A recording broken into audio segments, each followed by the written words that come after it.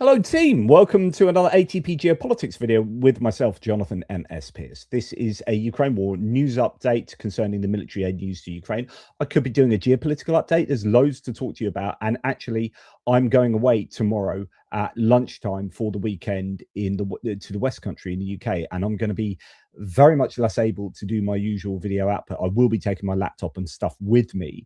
But I am slightly worried that I'm going to need to purge my brain of all the stuff I'd normally speak to you about. And it's clearly going to be the case that no one's going to want to hear my wanging on about Ukraine. So there you go. I've even got ready for the weekend. I let a bit of personal stuff before we get into military aid. And this is just to allow everyone to join in the live here, because there was only 5 minutes of warning that I've given you. But anyway, I'm going away for the weekend. I thought, I better get my hair in order, looking a bit shaggy. I let one of my 15-year-old twins rip with a set of clippers, and grade 3, and actually he's done all right. That's all right. That's pretty good. So happy with that. So I have a sweatshop in the south, on the south coast of the UK. If you want your haircut, honestly, it will cost you tuppence halfpenny. I get my 15-year-old to do it, and he can earn some pocket money. So I suggest that we get that started. We will contribute it all to Ukraine. Anyway, what are you talking about? Let's get on with, first of all, we got JR in the background, so he's helping out with any questions and comments that you guys might have. I don't have a cup of tea ready, unfortunately, even though Stephen Bendal has demanded I have my tea ready. I hope that I have it. Yeah, I don't. So this is going to be a tealess. It's going to be quick then. It'll probably be 10 minutes and I'll be off for a cuppa. Right. Okay. Stop wittering on. Let's get on with the news. Thank you for being here. Thanks to the mods. Thanks to y'all. Okay. First of all, it is incumbent upon me to say, please remember to like, subscribe, and share. It really makes a difference. Thank you to those who have subscribed, and I really do mean it. If you haven't already done so, please, please, please just click that bell icon. I know most of you will have done so. Okay, details. So here we are going to start with the general news that who knew Northern Europe are being amazing with regard to giving aid to Ukraine. The Kiel Institute data has shown that just 6 countries, Germany, UK, Norway, Sweden, Denmark, and Netherlands, carry the bulk of Europe's military aid to Ukraine. Scandinavia alone, 8% of Europe's GDP, is responsible for 33% of its weapons funding. Wow. So if you are from Scandinavia, give yourselves a pat on the back. Well done, you. I mean, not you, your governments, but well done you for voting in the government. Well, if you didn't vote in that government, okay, not you. But anyway, well done, Scandinavia.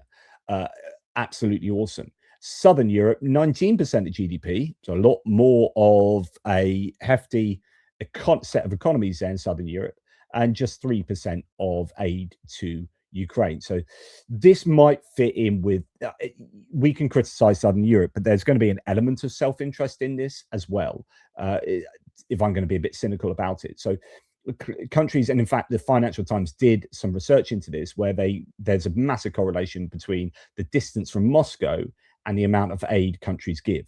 And it turns out that, generally speaking, the closer to Moscow you are, the more aid you're giving to Ukraine as a percentage of GDP, etc., etc.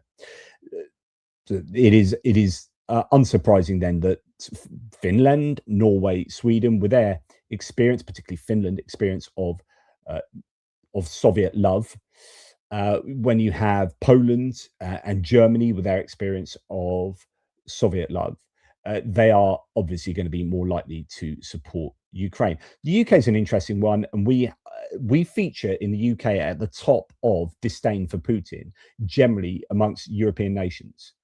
And I think I've talked about this before, whereby there is this cultural disdain for Russia due to probably all sorts of spy films, James Bond, Tinker Tailor Soldier Spy, John le Carre. We see Russia as culturally, or the Soviet Union as culturally the enemy to the UK in the same way that they do to us. So they often, in an outsized way, I think, see the UK responsible for more than we really are with regard to attacks on Russia and this and that. They're always like, oh, the UK's behind this, the UK's behind that. And maybe we are, but the responsibility they apportion to us is, I think, and I'm happy with that, outsized. Now, I think that then leads us to be fine with our government giving hell to Russia. And also, we have to remember there have been the Litvinenko and Sergei Skripal assassinations or attempted assassinations on UK soil within the last 20 years. So there is that for the UK, but Scandinavia, clearly Germany, obviously in the zone, Denmark, awesome. Okay, so moving on from that, we're still in a bit of limbo with regard to the 90 billion euros that's been signed off by the European Parliament, but I accidentally reported that therefore the EU has given the green light to this funding, but actually the European Council is still suffering with Hungary's veto, and I think Slovakia's veto of the 90 billion, and of course the sanctions as well. So that's really frustrating. Not heard any more on that today, though, I have to say. Now, Euromaidan Press reports that Japan is renewing its vow to support Ukraine on the 4th anniversary of Russia's full-scale invasion. Tokyo has pledged 20 billion in humanitarian, financial and reconstruction aid. Can never be tolerated, says the top government spokesman of Russia's war. This is incredible. Now, there's a distinct lack of detail about this. Euromaidan Press's article is typically very, very short. Japan's reaffirmed its commitment to Ukraine's reconstruction and humanitarian support on the 4th anniversary of the war.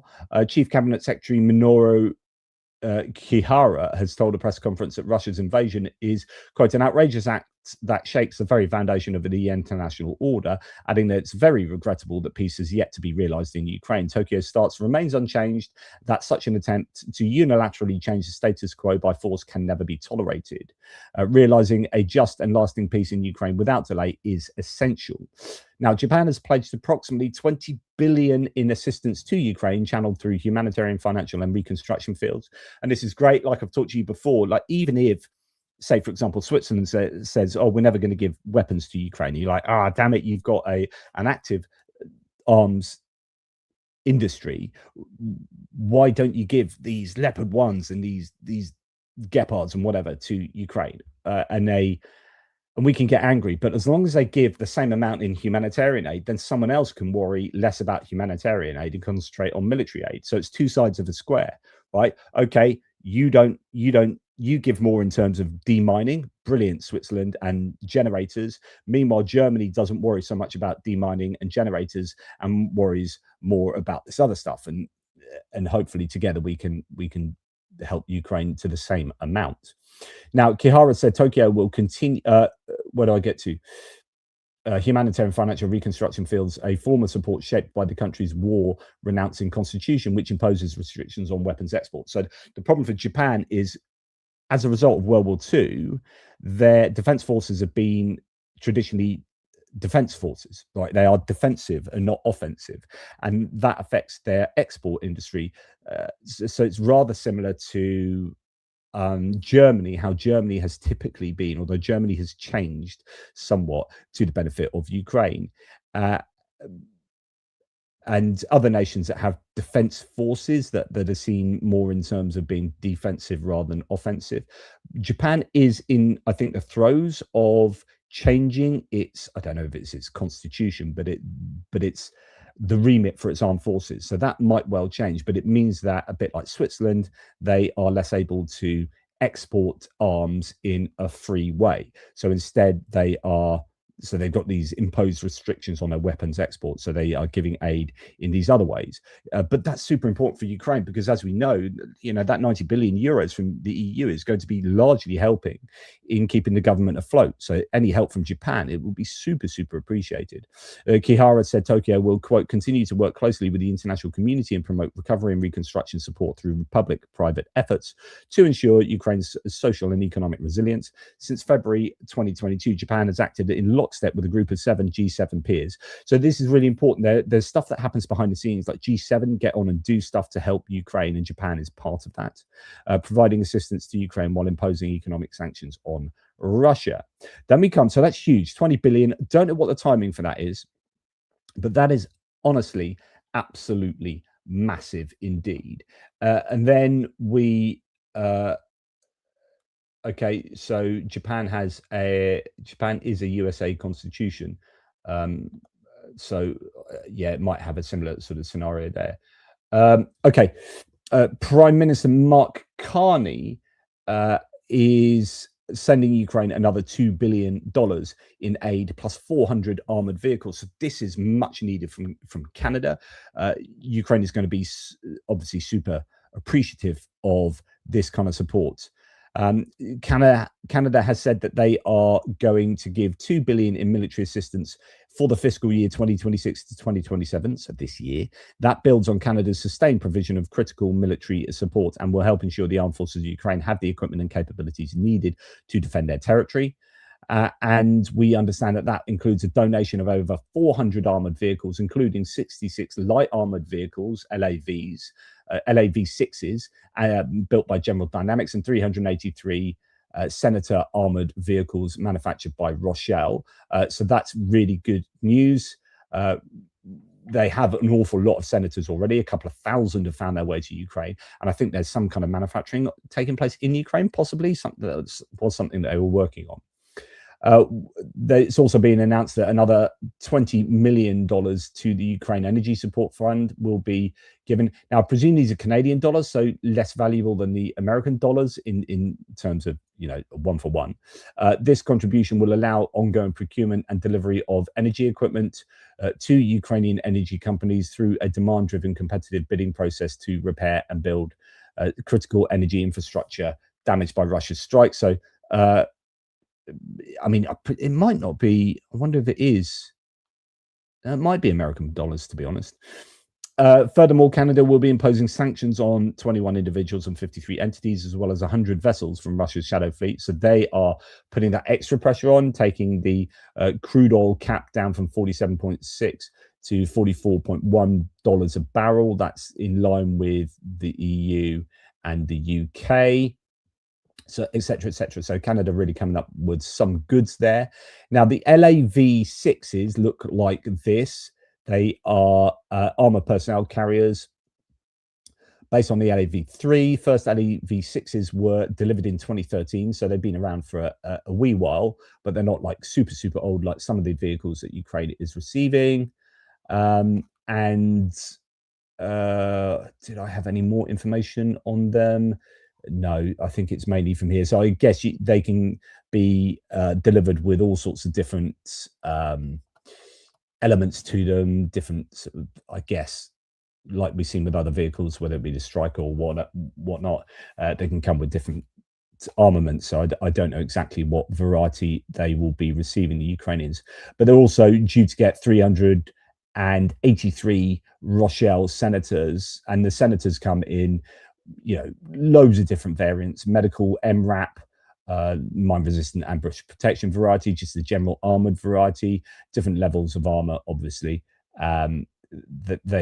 There are those from Rochelle too. Okay, so Canada coming up with the goods there, fantastic. And this was all announced at the 4th anniversary of the war. Now, the UK has announced new military and humanitarian support for Ukraine. On the back of that, they've also emphasized, I guess, the scale of the military aid that they've given, the UK has given and will be giving to Ukraine in recent days. But they announced new military and humanitarian support for Ukraine, confirming the launch of a multinational force headquarters. Headquarters already employs 70 people, and the training of British military personnel is funded by the government to the tune of £200 million. That is to help Ukraine, train Ukraine, but also get ready for a coalition of the willing force.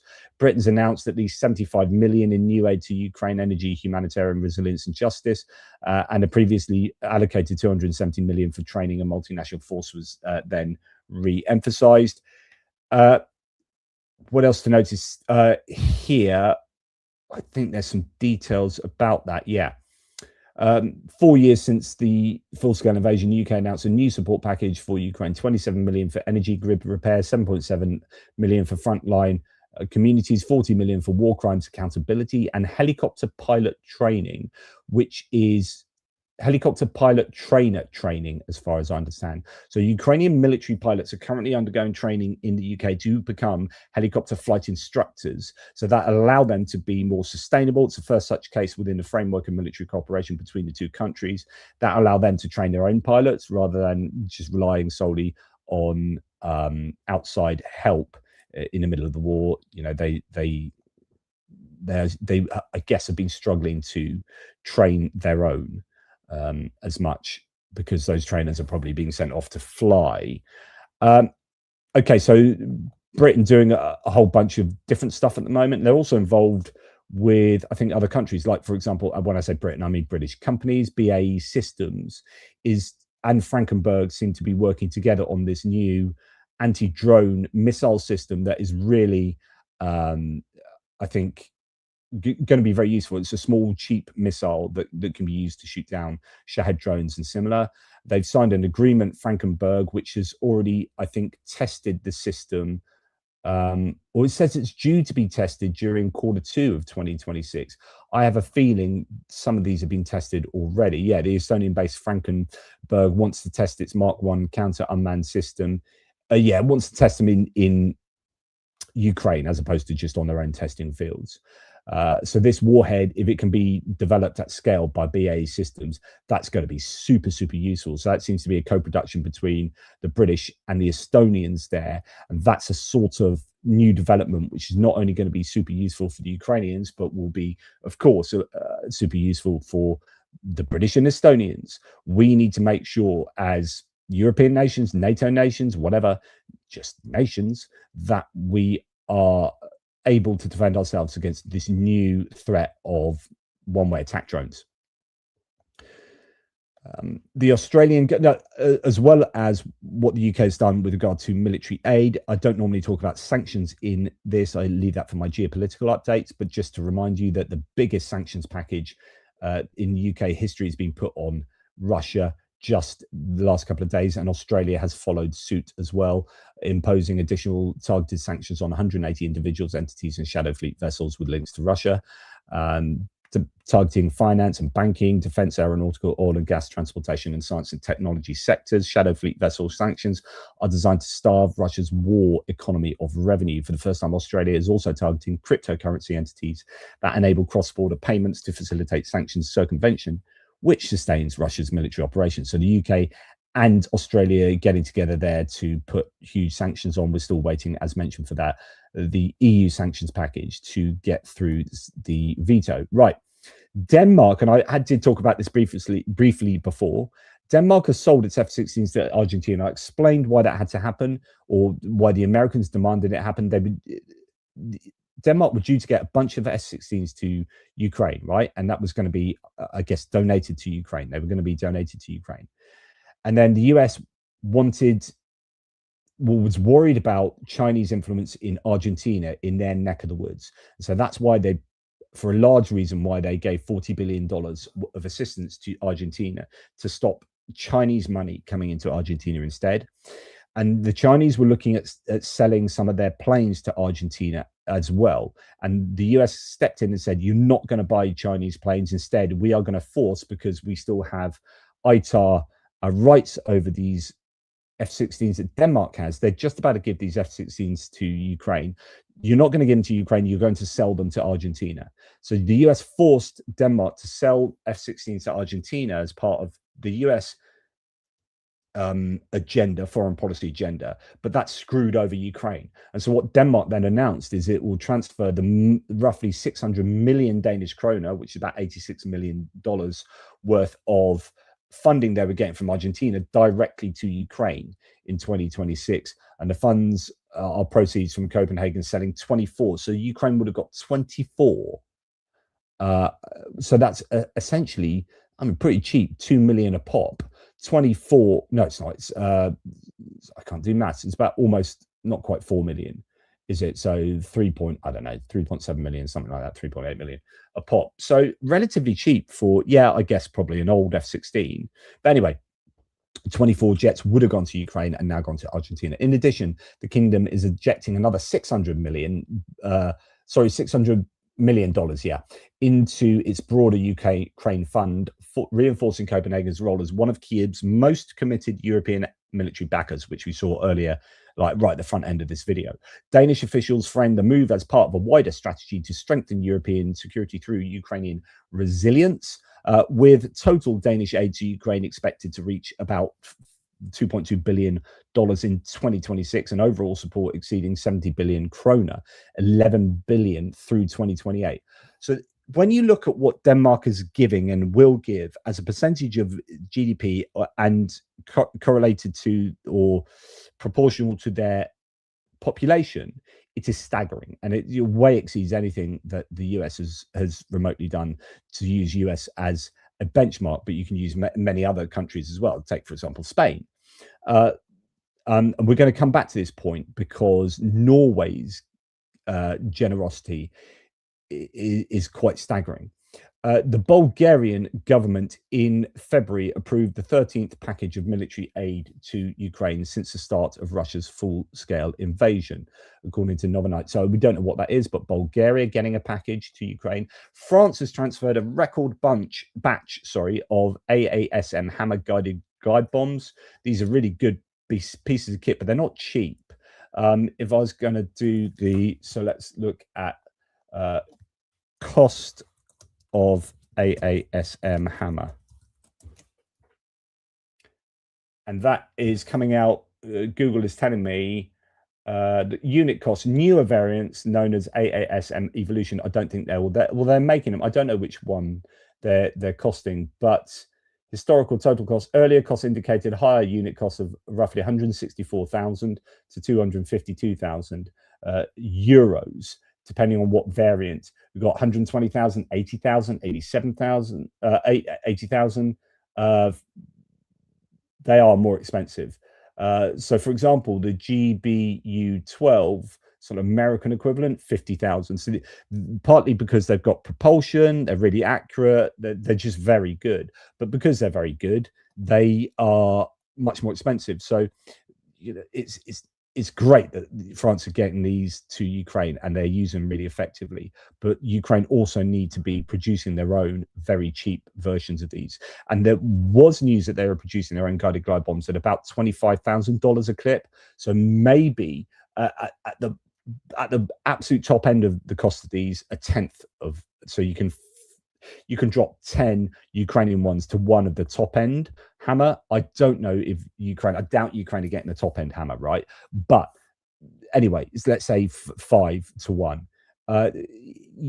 Ukraine just needs to be producing those. And I haven't heard any news for ages about the production numbers of Ukraine's guided glide bombs. I don't know even if they are still doing them at all. You know, whether there's an issue with production, who knows? Right, going on to Norway, and it has been talked about quite a bit recently. I've seen a number of people stating that Norway, which is a country, that has, what was it? Is it 5.6 million population, something like that? Norway population is 5.6 million, right? So US population. I did this before. I'm going to do it again.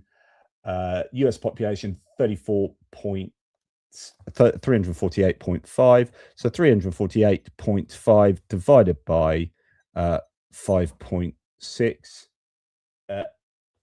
divided by 5.6 is 62. Right, 62 times.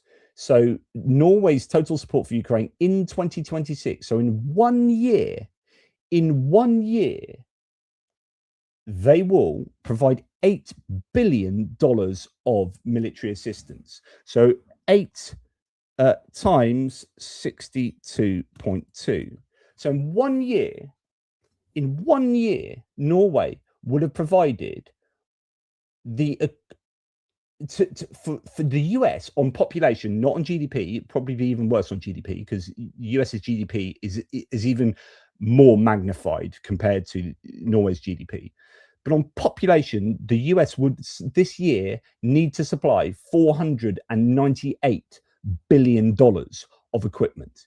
The US, I'm going to repeat that.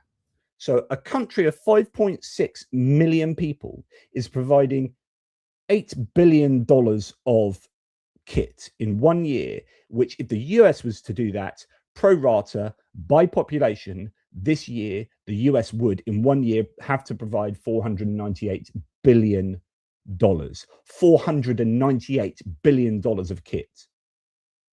So if ever I hear Donald Trump saying Europe needs to step up, I'm gonna take the country of Norway. I'm gonna pick up Norway, and I'm going to walk up to Trump, and I'm going to put Norway in his face like that. I'm going to say, "Take that, Trump, in your orange face.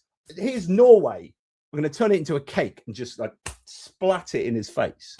So don't give me any Europe needs to do X, Y, and Z. Europe are doing X, Y, and Z.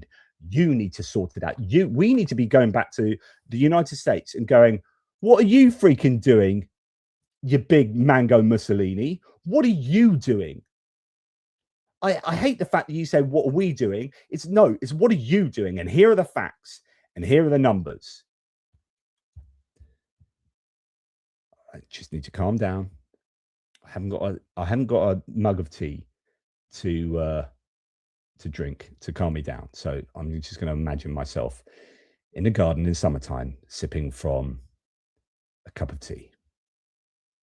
About 20% of all the overall aid Ukraine expects to receive this year is coming from the great Norway.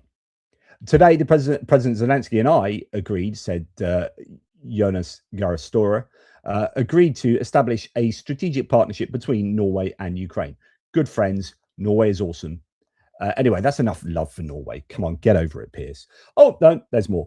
Dennis Schmihal, the energy minister, said, we are grateful for Norway for 56 humanitarian cargo deliveries with a total weight of almost 500 tons. Among them are transformers and power generators. Thanks to Nansen program, a program that supports Ukraine during the war, contributing to restoration of infrastructure and critical systems. So yet again, Norway coming up with the goods there. So thank you again. Mainly, really, if he's here, Stephen Bendal. I mean, as far as I'm concerned, I think he's mainly responsible for what Norway has given. Oh, there we go. Thanks, JR. Perfect. We work in unison, JR. Thank you. Yes, Stephen Bendal, it's all you. So brilliant stuff. And actually, you know, people like Stephen has said before, he's very generous from his Norwegian point of view to say that, okay, we've got the Norwegian National Wealth Fund that's made a load of money off the back of oil and gas prices going up, and we get a lot of money that comes from the North Sea oil production in Norwegian waters that funds the Norwegian Wealth Fund. And due to the spike of prices, we've got a lot of money now, and we should give more and more of that. And actually, the Norwegian government is essentially seeming to do that, saying we are luckily we are a rich country. Norway is a rich country with a small population with really great natural resources and reserves that it can afford to do that. But it is doing that. And so credit where credit's due. Nightmare V3. So Counter Unmanned Systems, a handle here says that the Nightmare V3 from airline,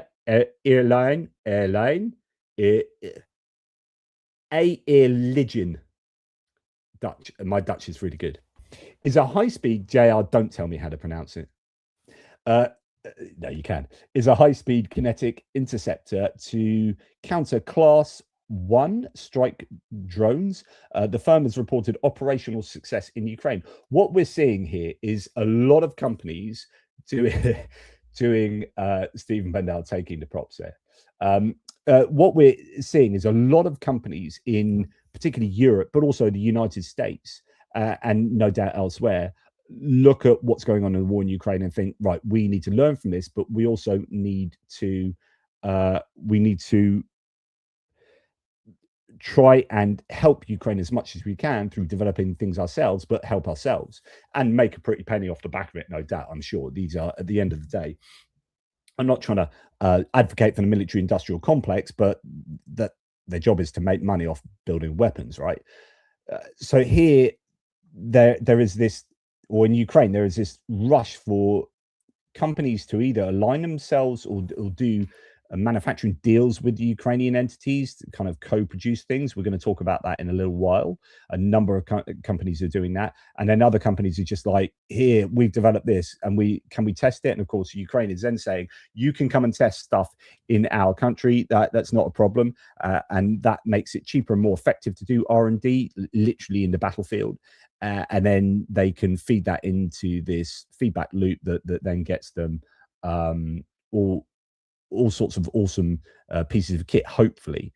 And that kit can be sold or given to Ukraine as well, or contracts can be put out to other nations, or in this case, maybe the Netherlands, to buy this stuff on behalf of Ukraine.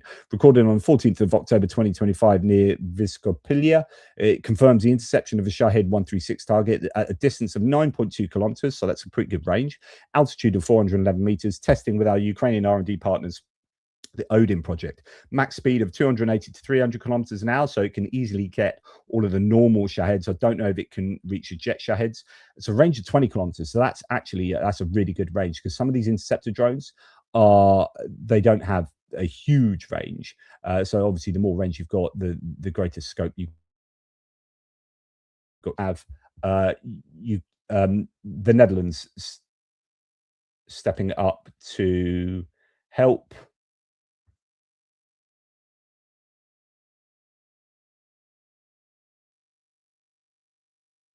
I froze then. I was just, please don't shut down. Please, computer, don't shut down.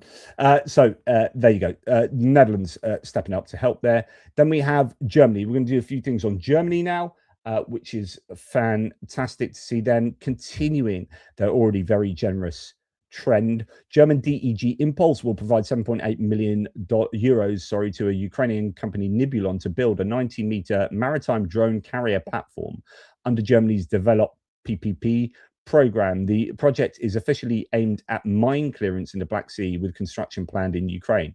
So I guess they're having like a platform that can have lots of, like a mothership for USVs, unmanned sea vehicles, or underwater ones that can then go and hunt for mines and help with demining. So that's really cool. A German federal agency, according to German Aid to Ukraine for Technical Relief, THW, has carried out a donation of a total of 20 generators to the Mykolaiv region.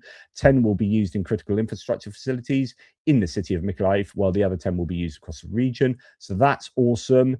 And what else is Germany doing? Well, Germany's unveiled, and this could be very good news for Ukraine, but it depends how quickly it can be brought to production and whether Ukraine will get this. I mean, this is just a German company developing something, but it has unveiled the IRIS-T SLM X. So the IRIS-T SLM is their medium range launcher, and then you've got IRIS-T SLS, which is a short range launcher. And the IRIS-T SLM is being used quite widely around Ukraine because Germany has provided a whole bunch of them to Ukraine.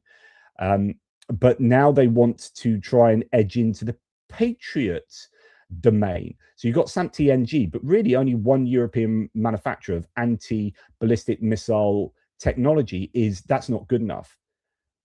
We understand that maybe Ukraine's working on that themselves, but IRIS-T are in a good position to just take what they've already got and give it a bump up to take on ballistic missiles. So the IRIS-T SLM X air defense missile system with a 100-kilometer range to challenge the US Patriot. I presume that is then to not just 100-kilometer range for cruise missiles, but also has some kind of anti-ballistic missile capability. Configuration allows mixed missile loads while maintaining 8 ready rounds per vehicle. It extends the range to reach 100 kilometers, 30-kilometer altitude within the existing IRIS-T SL architecture. Common 8 canister launcher. I wonder if it's sort of plug and play, whether you can have the launch already or just chat.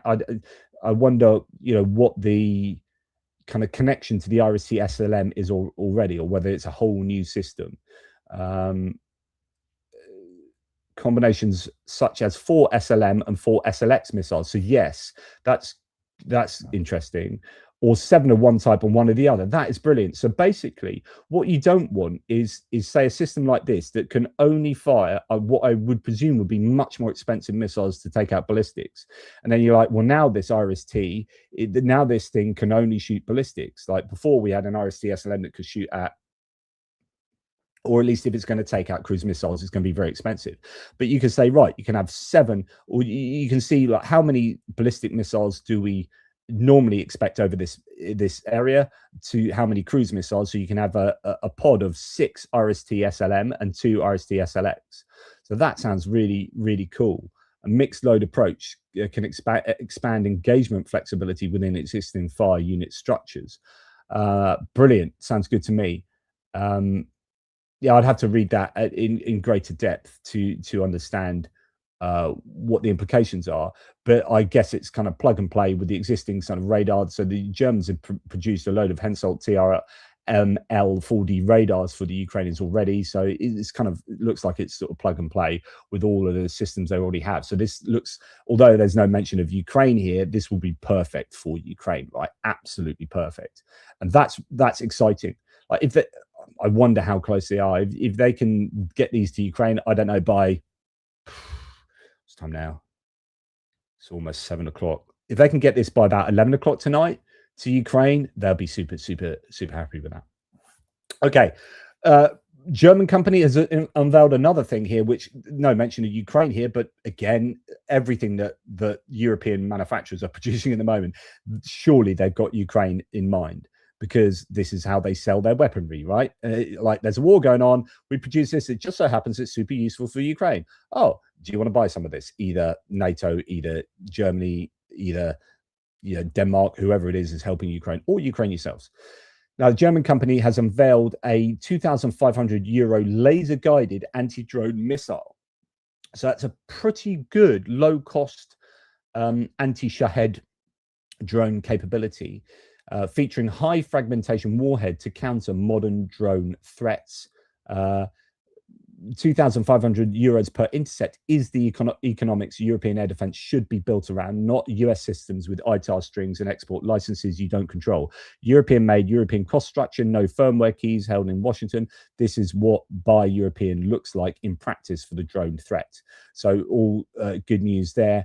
I would need to know more details about what this looks like, what its capabilities are. But again, perfect for Ukraine, absolutely perfect for Ukraine. Yeah, the NASAMS is another one. NASAMS 2, about time for that, says Johnny Nevergard. Yeah, do you know what? If you are the company that makes NASAMS, you are going to be looking into that for sure. I bet everyone is scrabbling to produce anti-ballistic missile tech at the moment, because reliance on competition. Let's big up the free market here. You're going to bring costs down, you're going to bring prices down, and that's good for everybody, who's going to be buying this kit. Because at the moment, if Patriot had the monopoly on anti-ballistic missile for kind of NATO, yeah, you've got the Arrow system in Israel, and you've got other options around the world, but generally speaking, it's just seemed to be Patriot. And then SAMT on the scene as well. If you've got IRIS-T working on it, is that deal defense, and then you've got NASAMS, then this is only going to be good. So as far as Benny Pie says, I thought SAMT was supposed to be the ultimate rival to the Patriot, but not sure how many systems have been delivered or how many missiles. I think the key is the missile bottleneck is on the Aster 30 missiles, I believe, but they are ramping up. So if you do research on this, SAMT, they have, is it Eurosam? They are ramping up production of both the systems and the missiles, but will it meet demand? I mean, I don't know what the demand is, but I'm sure it's going to be pretty damned high. But there are claims that they have ramped it up. I did a bit of research on the fly during a live the other night when someone asked in the live chat, and I in the live chat just posted a load of what Google told me. But there is quite a lot of evidence that they have ramped up production considerably. All of that production needs to get to Ukraine by, again, 11 o'clock tonight. Otherwise, there's trouble. Let's go and see what JR has put out for me to look at. So before we've got still a couple of segments to go, so I'm going to get to all of that. So there's still news about what Ukraine is producing themselves and what Russia's doing. But let's go to Paul Sweeney, who says, do you think Russia has done more than has been reported on British soil recently? Almost certainly. I think the answer to that with any country is yes.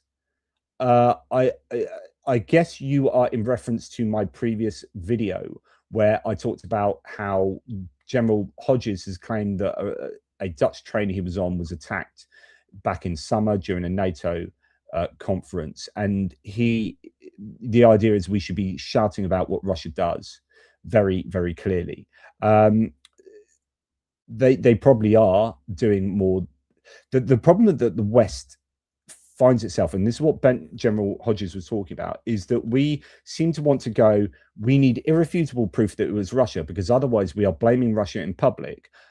And then that's very controversial because it looks quite bellicose and it looks like we are trying to declare war on Russia. So you do understand the kind of, let's keep it, we're like 67% sure it's Russia, but it could be like a Russian or Belarusian or, one of these hacktivist groups that are doing this attack, or it could be Russia doing it through them. Trying to prove it is very difficult, or it could be Iran, or so it is a risk to go. It's what is Russia? What did it? Yeah, because then Russia goes, right, we have to respond to that, and then it becomes escalatory. But then Russia do that knowing that these countries don't have the guts to go, well, we've only got 67% kind of evidential proof, and so we're not gonna outright accuse Russia.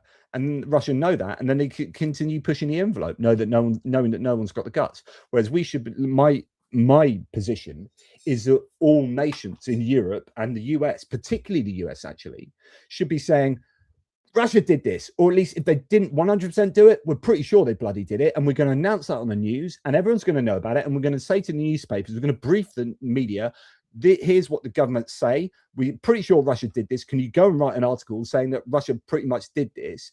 And so that everyone knows that Russia's are the bad guys doing bad things. And this is what you're finding at the moment. I want to do a whole separate video on this idea that British intelligence are briefing the Americans at the moment and the Trump administration on the fact that the Putin administration are laughing at Trump.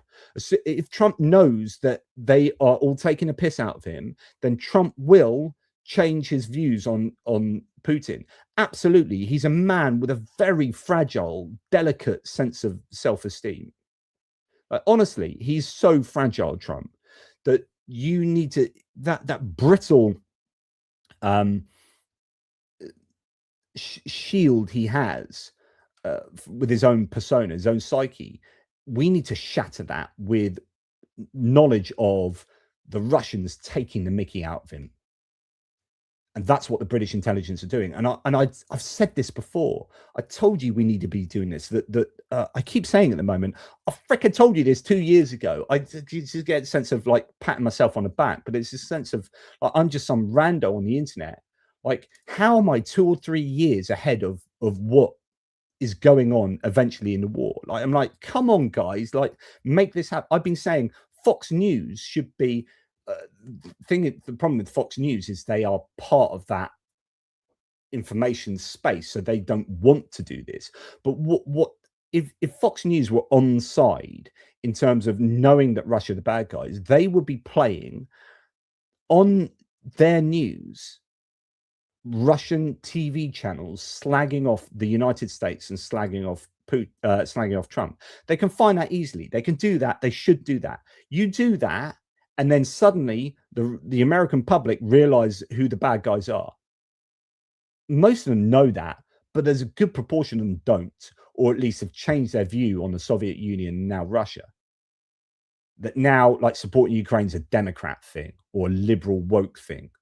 It's like, no, come on. And here's what they're saying about you. And if you heard what they're saying about you, you would be absolutely fine with Trump saying, yeah, we're going to give weapons to Ukraine. Honestly, if they showed even half of what the Russians are saying about them, you'd get a mass of Americans going, we need to send weapons over to Ukraine to beat these gits, because they're laughing in our face on national television. But they don't know about it. Anyway, sorry, you just made me go off on one, Paul. So yeah, I think there is that stuff going on at the moment. and we aren't shouting about enough, but some countries are. Like, I think European countries more recently are shouting more about it than they were.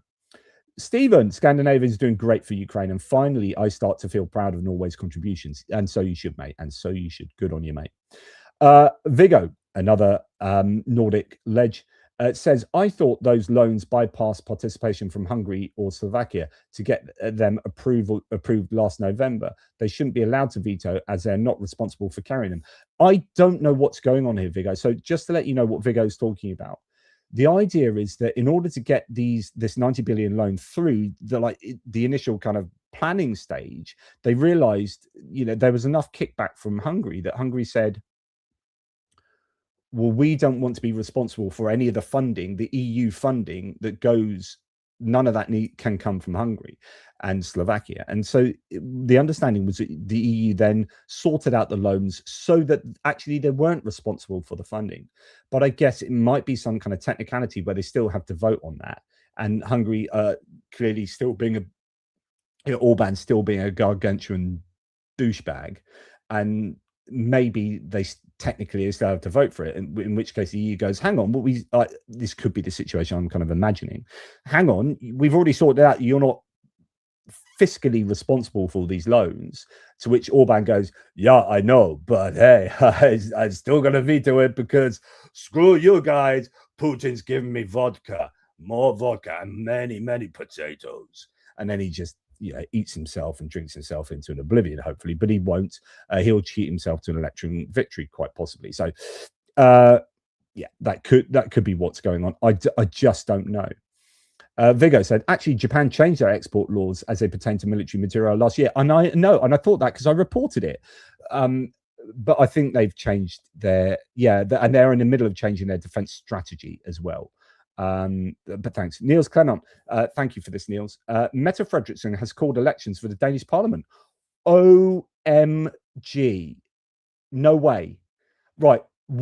So this is significant. And I think she's probably I don't know when they were due. Let me know when they're due, Niels, and JR, if you can put that in the side bit. Clearly, the implication is she brought them forward. That's very clever politicking, because what's happened is since Greenland and Trump, her ratings have gone way up. It's a bit like Mark Carney and the Liberals in Canada as a result of Trump, and he ruined it for the Conservatives. And it's a bit like Anthony Albanese in Australia with the Conservative, or the Liberals as they're called. It's the opposite. The Liberals in Australia are a Conservative party. The Liberals in Canada are the Liberal Party. Anyway, the Liberals in Australia had their campaign ruined by basically going to MAGA, and there was a kickback against MAGA. Mette Frederiksen was doing worse in the polls. She's basically a socialist left-wing party or centre-left party, as far as I understand it, in Denmark, but have been suffering, even though they've gone quite strong on immigration, and that's partly how they've been able to stay successful in this period of anti-immigration in Europe. But Trump going to town on Greenland and therefore Denmark has shot her up in the polls and the party as well. So that could be very clever of her to have done that. And thank you, Niels, as well, for gifting so generously with the ATP Geopolitics memberships. Likewise, Richard Bennett, good to have you on board, Richard. We'll have a pint one day in Sussex, I'm sure. Thank you very much for your support, mate. Aussie Rob, that's amazingly generous, Aussie Rob. Thank you for your support. And just mentioning Australia, and I didn't even give you my Australian accent, which I know you all love. Johnny Nevergard, some Norwegian love here. So we're getting these Scandies in today, thick and fast. You guys are legends. Viggo, most RWS produced today use standardized dimensions and connectors. I'm not sure what you are talking about, RWS. Yes. Mitch, JP's a wee bit ranty today. Love it. Am I? I just thought I am a little. So what's happened over the last 4 or 5 days? I think I slept well last night. I've been really tired, partly because I've been working so hard and doing so many videos. But then I've been wanting to wind down after doing videos. And if I'm doing them quite late, I've been, and my partner's gone to bed. And, you know, if I'm left to my own devices, I'll then go, right, I can't do any more videos. I've done too much today. So I then go and get on World of Tanks, right? And then I'm trying to get all my tanks up to 50% win ratio that haven't. And it's a big grind. And then I'm wasting my life doing that. But then because I've set myself this goal, I'm then like, I've been up too late playing on World of Tanks. And then I'm not getting enough sleep. And then so I've been a bit down the last 4 days just because I've not had enough sleep. I've had enough sleep today. I feel good. I've listened to me. I feel upbeat. It's all about the sleep, right? So, and that helps me rant. So there is that. So I do know about this actually. So we're not tapping into the sovereign wealth fund. And by the way, proceeds from investments far outpaces what comes in from the hydrocarbon sector. Yeah, but interesting. And I do also know that you can't just take it from the sovereign wealth fund and give it to Ukraine. What I'm assuming though is that there is some ability to rob Peter to pay Paul. So I don't know whether you know this or not, whether my speculation would at all be like accurate or just wildly inaccurate. But I assume that there is some ability, like it's the knowledge that Norway has made a lot of money through investments in hydrocarbons in the sovereign wealth fund, and that gives you the fallback to then give a load of money from over here to Ukraine. So it's not that it's directly from the sovereign wealth fund, but that must give some kind of ability to be more generous over there. Anyway, I will come to the rest of the comments a bit later. Let's get back to the rest of the news. Okay. And I don't know if right, thank you. So 24th of March. So has that been brought forward though, or is that just when they were, because that's the understanding from the comment, is that's when she's announced them to be. I wonder whether they've been expedited. Anyway, let's now go to what Ukraine is doing themselves. President Zelensky has said that Ukraine has effectively used Flamingo missiles at distances of up to 1,400 kilometers, and with all launches hitting their targets. I'm not sure that's true, to be honest. He added that production was restored after Russian strikes and is now being gradually expanded. So they are expanding production of flamingos. We're seeing them being used actually far more commonly. But again, this is a case of the production being hit by Russia's missiles and drones, something I was speculating for a long time about. And then we heard a confirmation that Firepoint had definitely been targeted. And I'm fairly sure that would not just be their flamingos, but probably their FP1s and 2s as well. And that's why we saw 6 weeks of, I think, far fewer things being hit. But then Robert Brovdi, Magyar, came out and said, actually, here's a list of all the things we hit, but we just didn't post imagery of them all. So I don't know, but it seems to me like there was a bit of a downtick in Ukrainian strikes for about 6 weeks. And now we're starting to get back to it. Indeed, there's a drone bomber. In fact, if I show you here, there you go. That's the latest drone bomber one, just there on hand.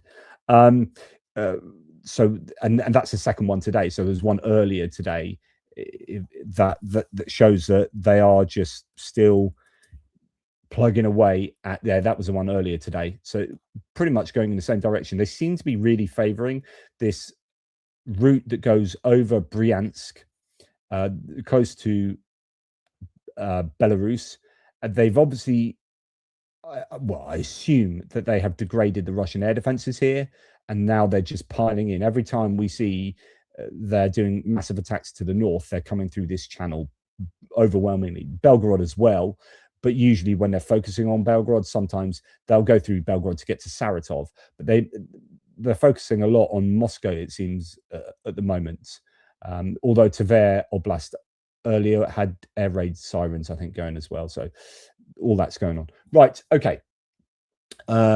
Ukraine defense companies have signed partnership deals with European allies valued at nearly $950 million. Quote, we are expanding joint production of drones to defend against Russian attacks today and to defend and deter in the future. This is happening a lot now. We're seeing a flurry of co-production agreements taking place.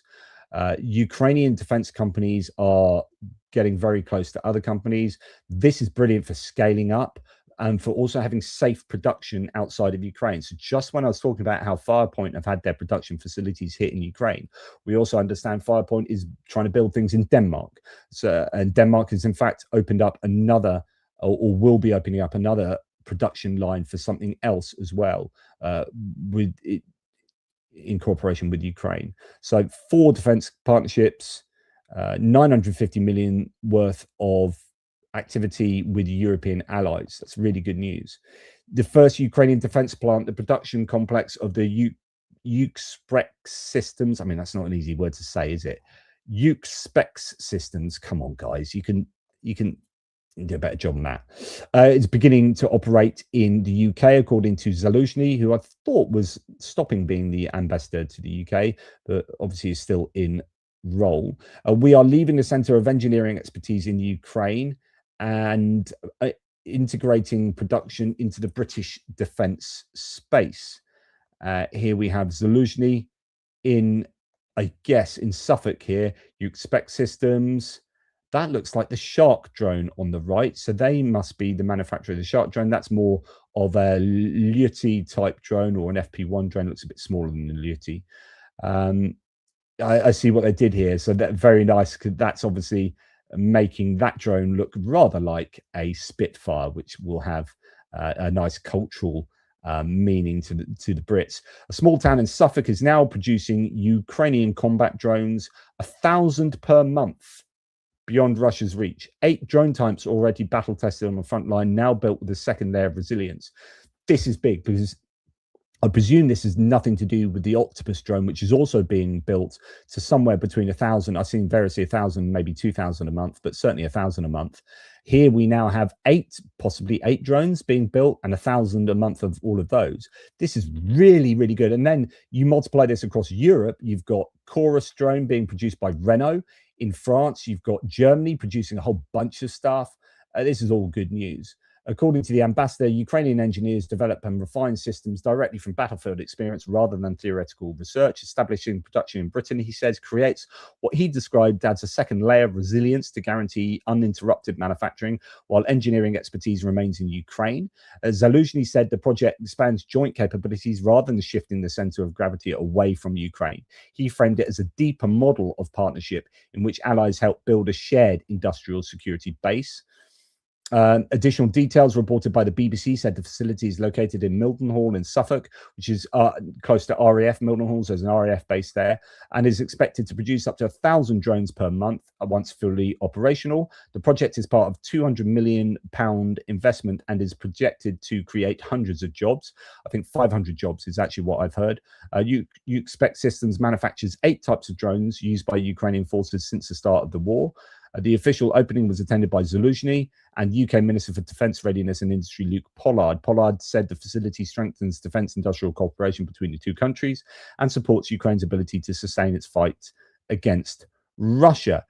Drones will be tested and pilots trained before deployment at the nearby Elmset airfield. British and Ukrainian forces have already been cooperating under Operation Interflex, a UK-led program launched in 2022 to prepare Ukrainian recruits for combat, which now integrates unmanned aerial systems and training alongside traditional soldier skills.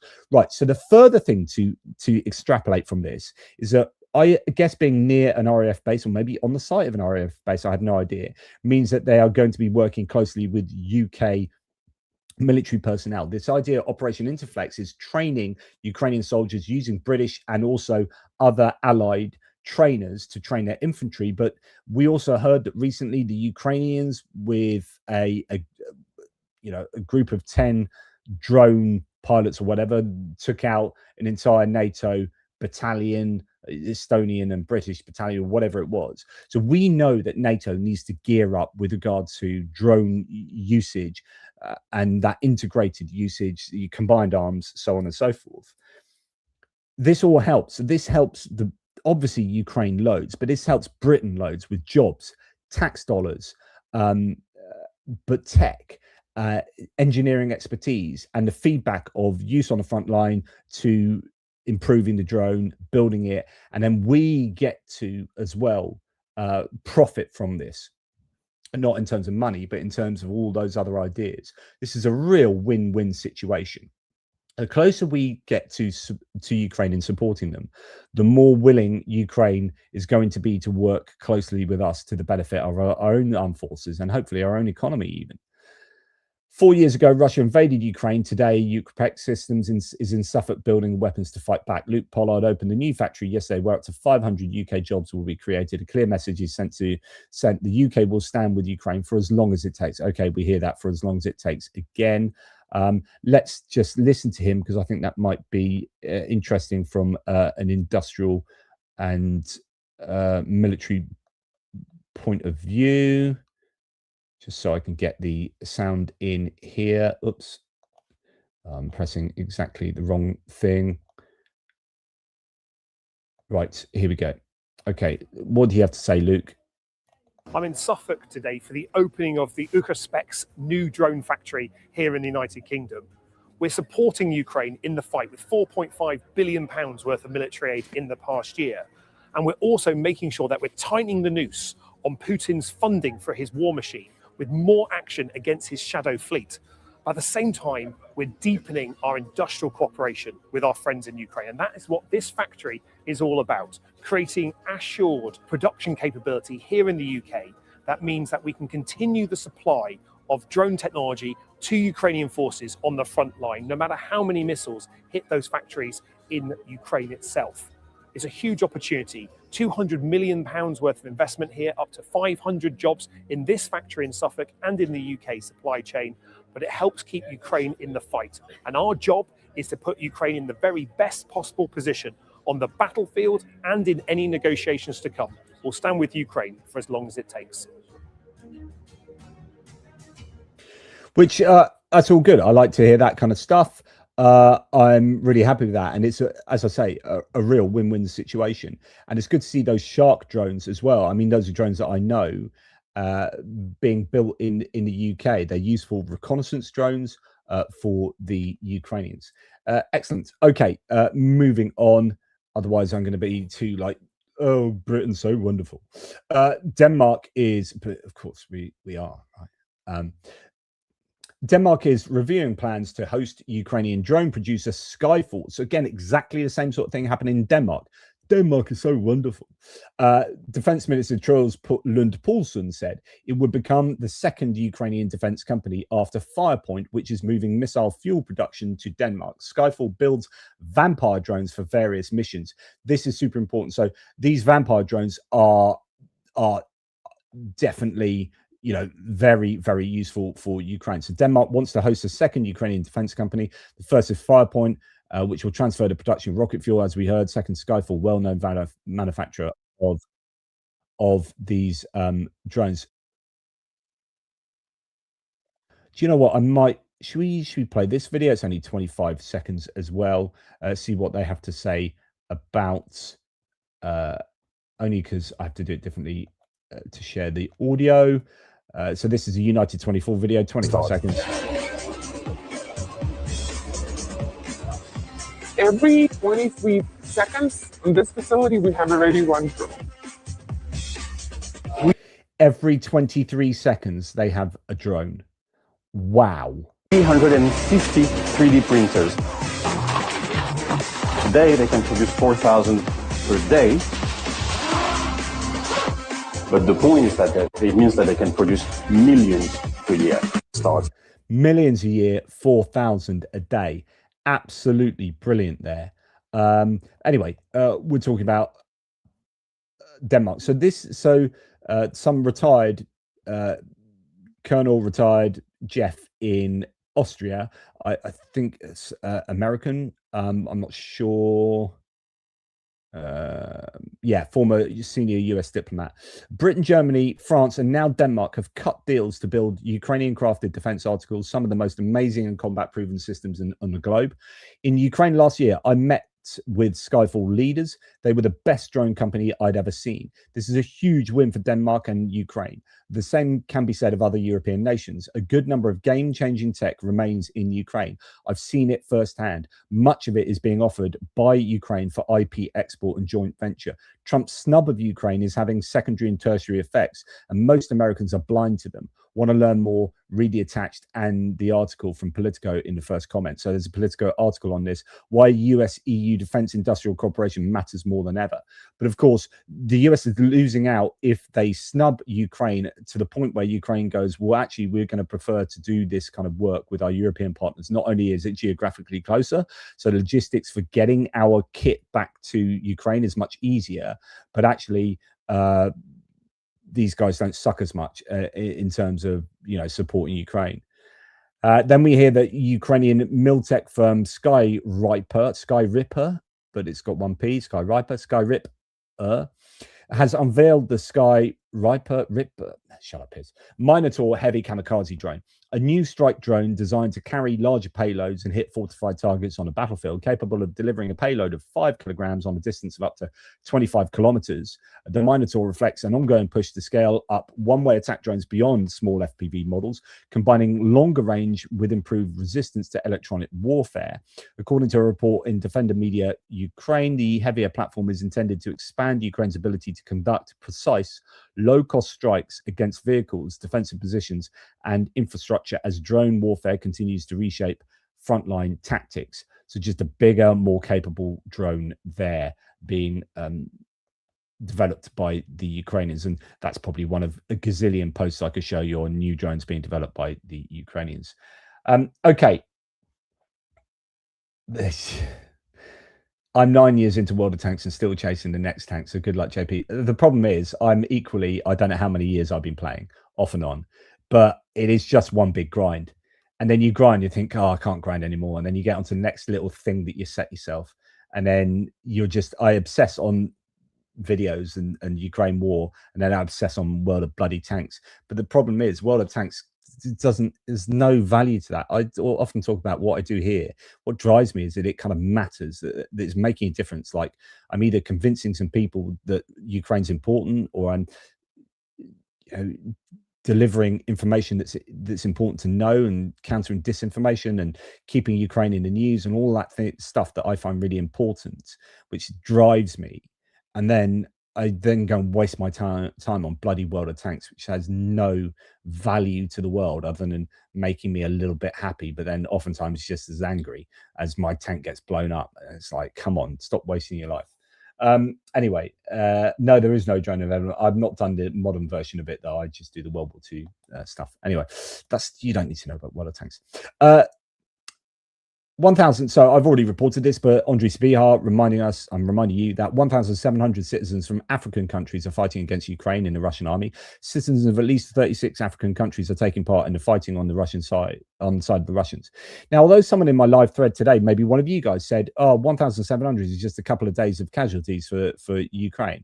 I never look at things like that, and many of those end up fighting back again. So, and they could be inflated numbers. So always be careful about those numbers. But it's the fact that, well, yeah, but then you can add 14 to 25,000 North Koreans. Then you can add all the people from South America. You can add all the people from Europe, from Asia. You got Sri Lanka, you got India, you got China, so on and so forth. You add all these up, and the Middle East, you've got a problem that is significant. And if they didn't have those 1,700 people, then those 1,700 people wouldn't be able to kill the Ukrainians. How many people is easy to say, well, that's 2 days of casualties for Ukraine, but equally, how many casualties would they exact off the Ukrainians?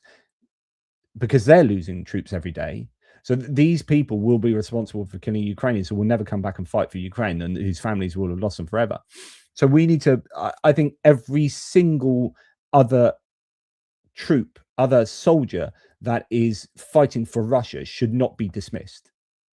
I'm a big advocate for not waving away the impact of these people, and I will fight for the point that this is a problem, and Ukraine, a problem that they have to overcome. They literally have to kill these soldiers, because these soldiers are trying to kill them.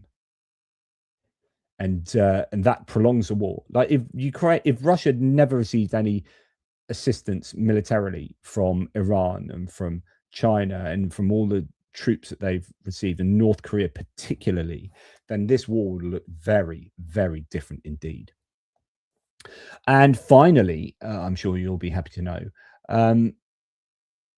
the AI boom is leading to drastically higher prices and possible shortages of the Chinese-made fiber optic cables used by many Russian kamikaze drones, but also Ukrainian. Like how would this affect Ukraine? Prices have nearly quadrupled due to a massive increase in demand for fiber optics by data centers. According to Russian media reports, Russian buyers are having to pay between 2.5 and 4 times more for fiber optic cable per kilometer than last year. But by 2025, Russia was purchasing about 10.5% of all fiber optic cable produced globally, equivalent to 60 million kilometers. Russia is entirely dependent on Chinese fiber optic manufacturers. Its only domestic fiber optic manufacturer, JSE Optic Fiber Systems, is in Saransk, was destroyed by Ukrainian drone strikes in April to May 2025. The price charged to Russian customers per kilometer has risen from 178 rubles per in early 2025 to 278 per kilometer at the end of 2025, and now stands at 445 rubles per kilometer at the end of January 2026. A 50-kilometer spool thus now costs about $289. Wow. The surge in costs is attributed to shortages of raw materials and an explosion of demand for cabling in new data centers being built to power AI systems. A single AI data center being built by Meta in Louisiana, for instance, will use 13 million kilometers of fiber optic cable. So Russian military and telecoms needs are seen by Chinese manufacturers as low priority than the much more lower priority than the much more lucrative data center market. Russian sources have expressed fears that they will face significant shortages of cables through at least 2027. And this will, of course, affect Ukraine as well. I wonder whether it will affect one side more than the other. Does Russia use more fiber optic cabling than Ukraine with their drones? I don't know. I know that they did initially, but there's been a lot of catch up since then. Be interesting to see who will be impacted more from that. Okay, that's the end of my my news bit. So let's just go back to some of your comments. I presume this is SAMT or maybe IRIS-T SLX. Are they as good as Patriot Pack 3? We just don't know this yet. I would assume that SAMT next generation will be better than Pack 3 because it's more newly developed using much more recent feedback from the front lines from Ukraine. So I would have thought SAMT would be better, but I don't know for sure. It might be something worth Googling. I'll have to have a look at that. Please Feed Me Poop says, interceptors are the most expensive way to control the incoming missiles and drones. Efforts should be directed at long-range strikes of factories and stockpiles. Yeah, so like I said before, you have all these different options for, I accidentally screwed that up, and I'm going to miss that now because I've unstarred it. Oops, sorry about that. I may not be able to get back to that comment. But the idea is that you want to hit them when the components are being made, including explosives, chemicals. So that's why you're seeing so many chemicals plants getting hit and component manufacturing facilities. Then that all gets pieced together at the drone manufacturing facility or missile manufacturing facility itself, and you want to hit that. And then you want to hit the storage. So that's another place where these are being they're being stored. And then you want to hit the launch the launchers, the launch sites. You want to hit the operators as well, who will have experience and training and whatnot. And then you want to hit them in the air. So the last option is hitting in the air. But while it is cheaper, I guess it's cheaper to take out the factories. These factories are a long way away, and for a single like 5-point missile, an FP5 missile, to get through to that Iskander factory the other day, you had another 5, I think, missiles that were sent. I think they sent 6 missiles and 1 seemed to get through, even though Zelensky said all of them hit their targets. I don't think that's true. But then you don't know how many missiles and drones have been shot down in days and weeks and months before that, trying to hit that place. My theory is that Ukraine has lost an inordinate number of drones and missiles fired into Russia, and Russia has had pretty good air defense systems that have knocked out the vast majority.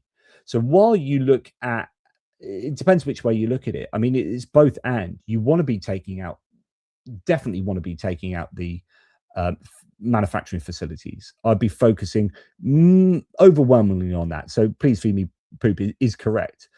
But then it's about, okay, but when they do get through, we need the cheapest, most effective way of taking them down.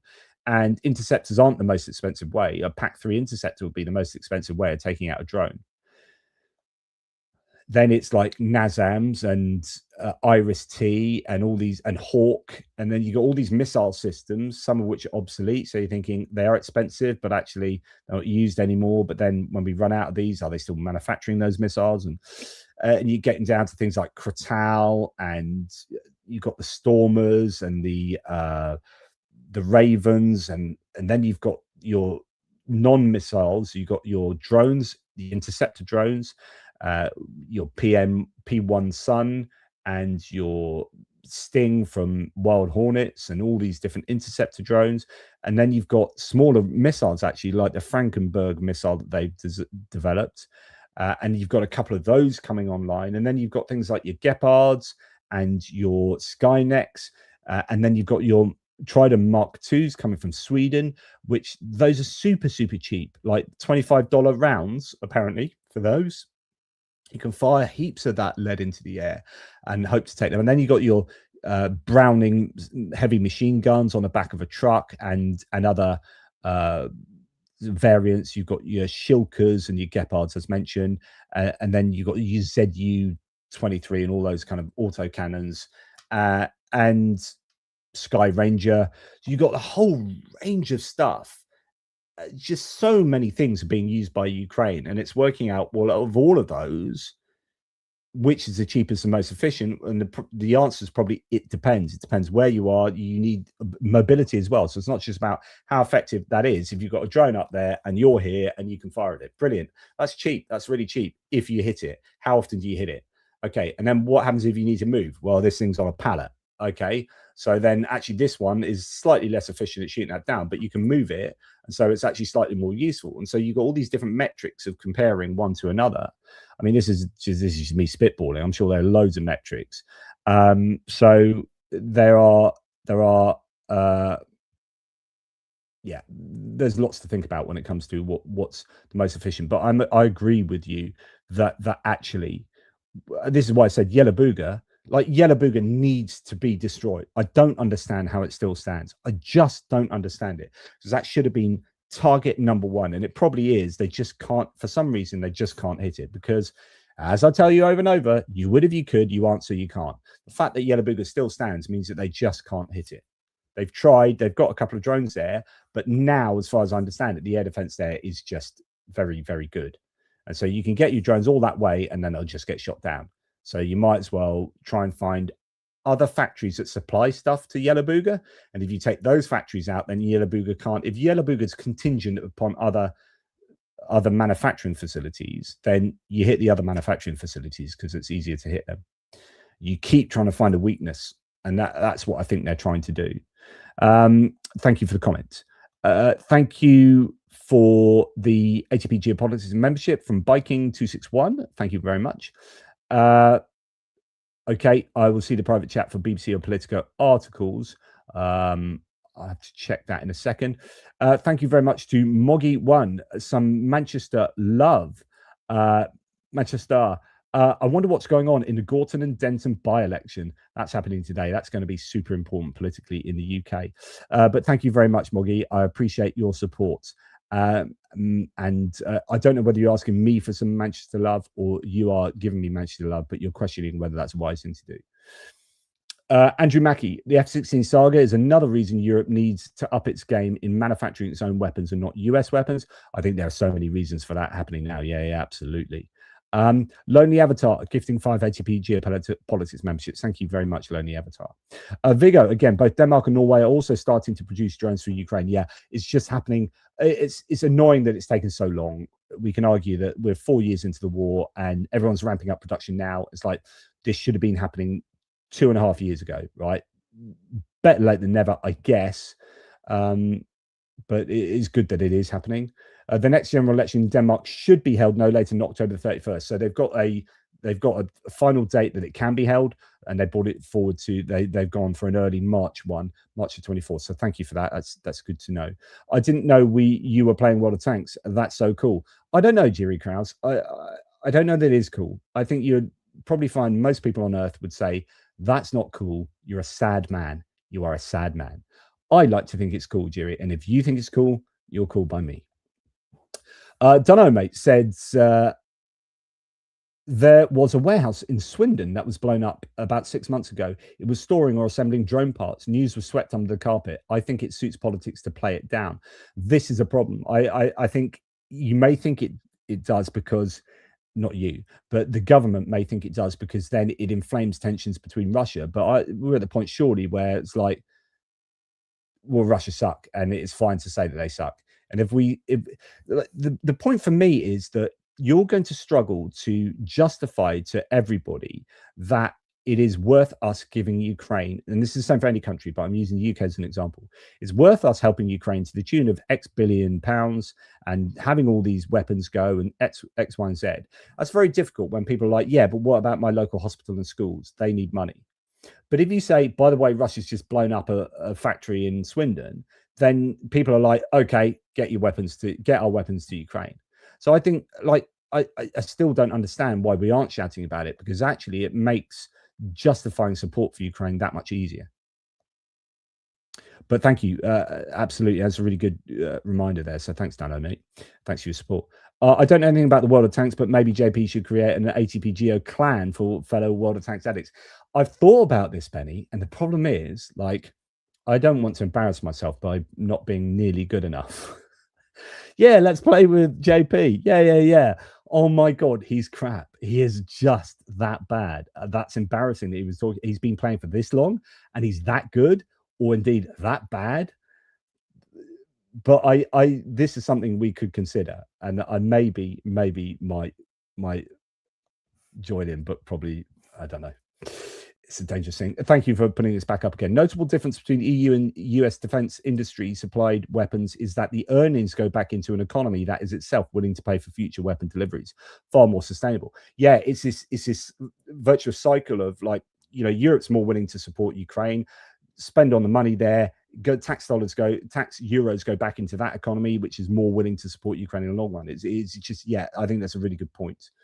Thank you. Who's popping? The most interesting things about the FP5 on camera was the footage. I wonder if Ukraine have been hacking CCTV and cams again. This is something I haven't talked about enough when I show you the footage of things getting blown up. Like, for example, when the submarine drone, that I can't believe the international media hasn't focused on this nearly enough, but that underwater drone that blew up hit that submarine, hit the tail end of that submarine in Novorossiysk, right?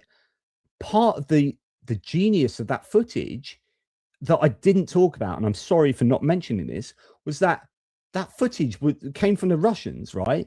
And it came out really quickly after it happened, and either they've managed to bribe someone to give them that footage, which is very unlikely, because who do you know that's running the bloody CCTV for that mooring there in black? Much more likely is that the Ukrainians have a very good skill at hacking into Russian security cameras. Absolutely awesome that they are able to get this footage so quickly from so many different strikes. And final one here, Jury Krause, we need another JP and Greg Terry rant stream. Yeah, so the other night on the 4th anniversary stream, like, Georgie's put me in my place by saying I can't talk about Trump. And of course, I love talking about Trump because it's fascinating what's going on in the United States, but also it's very important to understanding what's going on in Europe, and then actually what's happening with support of Ukraine. And as I said the other day, I actually disagree with Georgis about how important he's that we should be focusing on Ukraine. And yeah, that's true. It's a 4th anniversary live stream, and I get that. And Ukraine is, you know, but the idea that Ukraine can do it alone is just not realistic. Like, if Ukraine had no support, Ukraine would have capitulated already, 100%. Just 100%. Yeah, you would have people throwing Molotov cocktails, I'm sure. It'd be a nightmare for the Russians, and they would have fought valiantly. But Ukraine would have capitulated if there'd been no support from the West. And right now, there seems to be a ramping up of support in really significant ways. Like, for example, like if we can't talk about how much the UK and Denmark and Germany and France are supporting Ukraine by the co-production of these drones and the building of manufacturing facilities for fire points and so on and so forth. You know, we don't understand. This is a world war, and Ukraine are the people of Ukraine are on the forefront, but the war involves all of Europe to differing degrees and a lot of political will. And we talk about the US because the US could have made the biggest impact on the war in Ukraine of any single country and decided not to on January the 20th. And that is, I think, one of the biggest, most shameful incidents in American political history. I think Donald Trump's decisions are invariably awful for the economy, for the country, etc., but deciding not to help Ukraine, and we're hearing it more and more that he is just on the side of Russia, and European and Ukrainian diplomats are just giving up on the US. But then you still hear Zelensky say, you know, having a phone call, meeting with the Americans, and the Americans are still that important. They are still the number one priority for Ukraine to keep them on side. And so, although we can talk about this kind of divorce, the US is still massively, massively important. So it's just really, really frustrating. Anyway, so that is enough from me. I might get another bit of content out today, but I don't know. I've got stuff to do back at home. But sorry, my kid is just trying to contact me. Anyway, so speaking on WhatsApp to my kid, he's not here, so it's fine. I'm not ignoring him in the house. So yeah, I want to get more content out, but I don't know if I'll be able to today. And then I'll probably have time for like one video, my hits and losses video tomorrow, and then I'll be off. I may get a shorter one out first, and then my hits and losses. Then I'm going to be off, and then it just depends on what the movements are over the weekend as what will come out over the weekend. So that's just let you know what's going on going forward. Thank you very much for your really generous support today and every day. Thank you for the super chats. Thank you to the mods. Thank you to JR for doing the questioning. Thank you for Belly Pie, who helps inordinately behind the scenes with loads of stuff. Thank you to all of you. You're just amazing. Take care, and I will speak to you soon. Slava Ukraini.